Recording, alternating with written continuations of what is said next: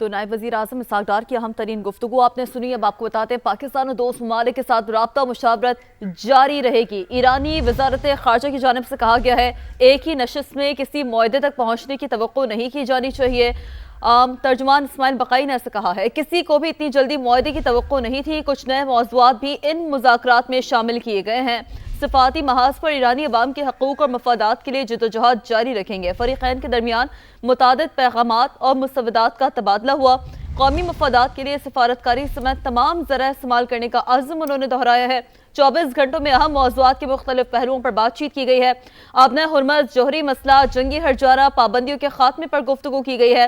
ایران اور خطے کے خلاف جنگ کے مکمل خاتمے پر بھی بات ہوئی ہے. ہم حکومت اور پاکستانی عوام کے شکر گزار ہیں، یہ کہنا تھا ایرانی وزارت خارجہ کا. میزبان پاکستان نے مذاکرات کے عمل کو آگے بڑھانے میں مثبت کردار ادا کیا ہے. ایرانی وزارت خارجہ یہ انڈورس کر رہا ہے کہ میزبان پاکستان نے مذاکرات کے عمل کو آگے بڑھانے میں مثبت کردار ادا کیا ہے.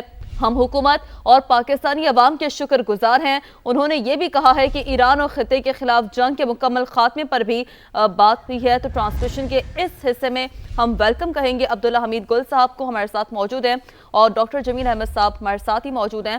عبداللہ صاحب ویلکم کریں گے آپ کو ٹرانسمیشن کے اس حصے میں. اور کیسے دیکھتے ہیں آپ مذاکرات کے اس عمل کو؟ مجموعی طور پر کیسے انالیسس ڈیولپ کریں گے اس سچویشن پر؟ بسم اللہ الرحمن الرحیم. بہت بہت شکریہ. سب سے پہلے تو میں آپ کو، شمع کو اور تمام پاکستان کے میڈیا کو مبارکباد دوں گا، جنہوں نے بہت ہی کاوشوں سے، محنت سے اور میرے خیال میں اپنی نیندوں کو بھی حرام کر کے ایک بڑا محاذ آپ نے سنبھالے رکھا اور بڑا مثبت انداز میں کیا. تو شاباش ہے تمام میڈیا کو، شمع کو بھی.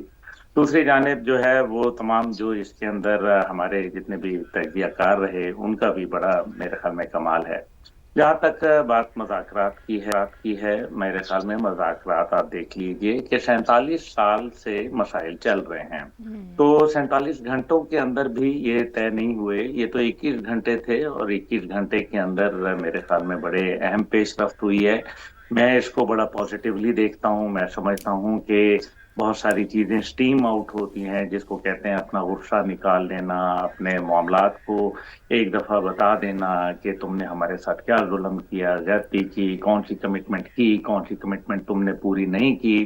کیونکہ براک اوباما کے دور میں بھی ایک کمٹمنٹ کی گئی تھی اور کہا گیا تھا کہ ہم آپ کے پیسے ویسے ریلیز کر دیں گے اور اس کے بدلے میں ایک نیوکلیئر پاور پلانٹ رہے گا جو پرامن مقاصد کے لیے استعمال ہوگا. لیکن اب جو امریکہ چاہتا ہے وہ چاہتا ہے کہ جناب ٹوٹل بالکل مکمل نیوکلیئر سے پیچھے ہٹ جائے. وہ ایران کے لیے ممکن نہیں ہوگا. یہ بات میں پہلے بھی کہہ چکا تھا.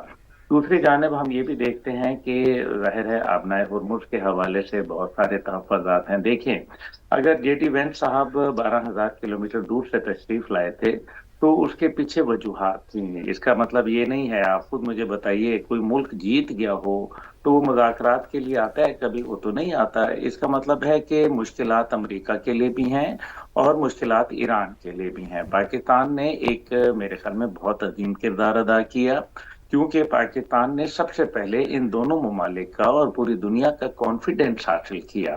اور اس جنگ سے پہلے بھی پاکستان کے سفارتکاری جاری تھی.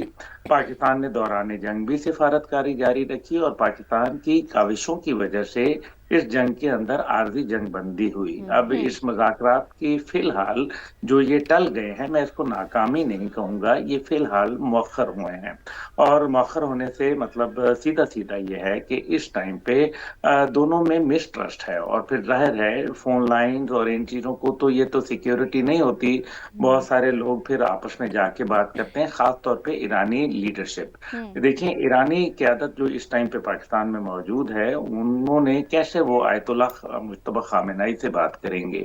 کیونکہ حتمی فیصلہ مجتبی خامنہئی صاحب اور مسعود پزشکیان صدر ایران ان کی جانب سے آئے گا. ایک تو یہ بڑی اہم بات ہے. دوسری جانب ایک اور بھی پہلو ہے جو کہ ان مذاکرات سے ہٹ کے امریکہ کی داخلی سیاست کا ہے.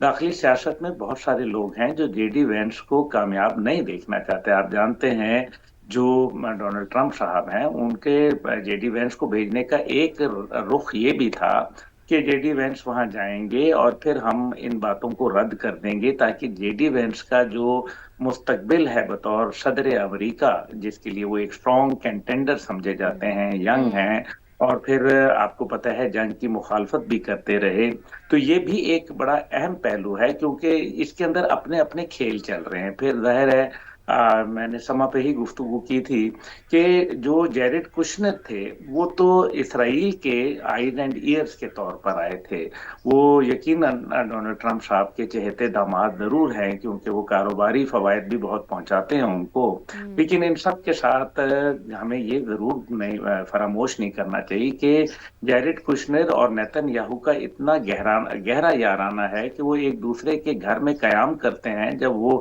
اسرائیل یا وہ امریکہ آتے ہیں۔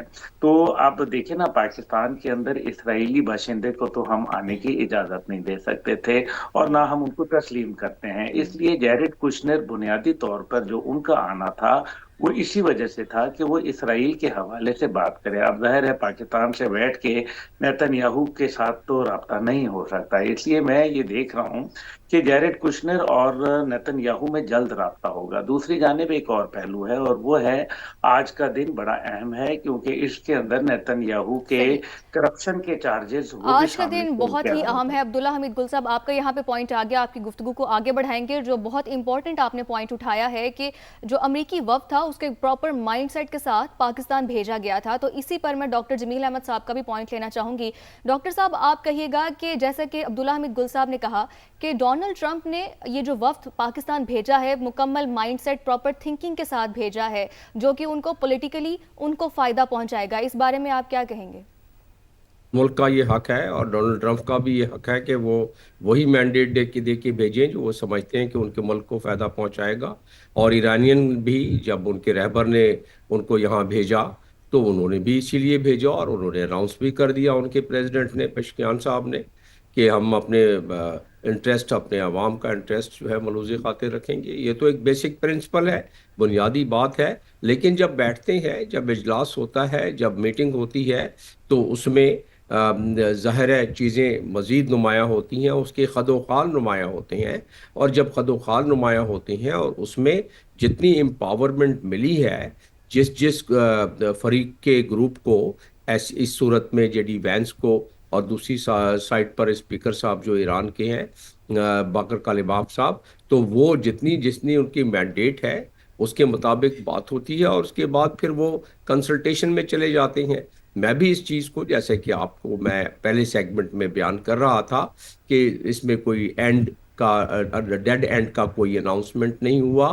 اس میں ایک پوائنٹ سب سے زیادہ اس میں گرم رہا، اور وہ تھا افزودگی کا، تو اس کی وجہ سے مینڈیٹ ہی نہیں تھا، اور افزودگی کے بارے میں نے بتا دیا کہ اسرائیل اس کو اپنی زندگی اور موت کا سوال سمجھتا ہے۔ یہی بات اسرائیل جے سی پی او کی مخالفت اسرائیل نے کیوں کی تھی، نیتن یاہو نے جے سی پی او کی 2015 میں کیوں کی تھی، اور اس سے پہلے جب بیک چینل ڈپلومیسی ہو رہی تھی اوباما کے زمانے میں، اس کی وجہ یہی تھی، وہ کبھی نہیں چاہتے تھے کہ جے سی پی او، جو کہ P5+1 یعنی جرمنی کے علاوہ 5 جو ویٹو پاورز ہیں، انہوں نے مل کے بڑی تکودوں کے ساتھ اس نتیجے پہ پہنچایا تھا کہ ایران ایکسیسیبل ہو جائے، ایران جوہری قوت کبھی نہ بن سکے، خاص طور پہ جو اس کا سن سیٹ کلاس تھا 2031 تک جے سی پی او کا۔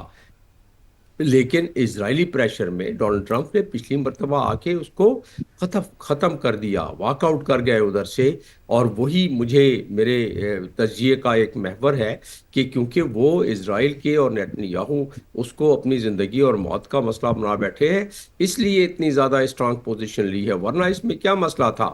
افزودگی کے بارے میں ایران پہلے بھی تیار تھا کہ جو دنیا میں جو ہمارا ساورن حق ہے اس کے مطابق آپ ہمیں سیولین یوز کے لیے کرنے دیں۔